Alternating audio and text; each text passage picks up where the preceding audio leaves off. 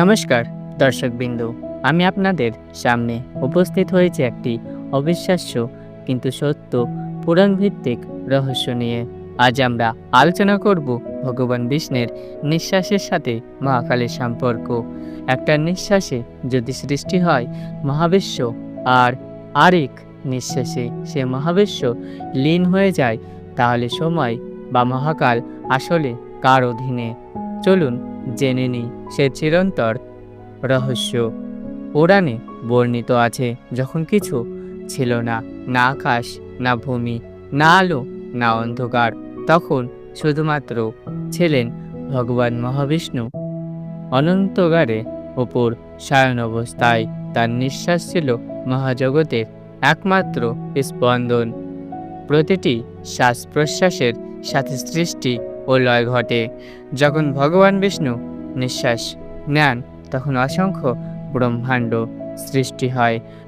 প্রত্যেক ব্রহ্মাণ্ডে জন্ম নেন একজন ব্রহ্মা, যিনি সেই বিশ্বাসে সতর্কতা। আর যখন তিনি শ্বাস ছাড়েন, তখন অসংখ্য ব্রহ্মাণ্ড তার শরীরে পুনরায় লীন হয়ে যায়। এই নিঃশ্বাস নেওয়া ও ছাড়ার মধ্যে সময়ের চক্র, মহাকালের প্রবাহ। এখানে আমরা বুঝতে পারি, মহাকাল মানে সময় নয়, মহাকাল মানে ঈশ্বরের গতি। ভগবান বিষ্ণুর নিঃশ্বাসেই হচ্ছে সময়ের স্পন্দন। আরেক নিঃশ্বাসে ব্রহ্মার 100 বর্ষ। আর সে সময়ের তুলনায় মানুষের আয়ু তো এক ক্ষণন মাত্র।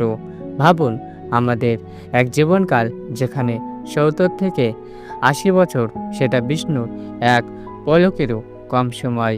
তাহলে আমরা সময়ের নিয়ন্ত্রক নয়, বরং আমরা সময়ের ভেতরে থাকা কণা মাত্র।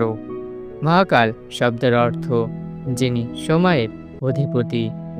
যেখানে সময় থেমে যায়, যেখানে শুরু হয় মহাকাল, আর ভগবান বিষ্ণুর নিঃশ্বাস সেই স্থানে প্রভাবিত যেখানে সময় সৃষ্টি হয় এবং সময় বিলীন হয়।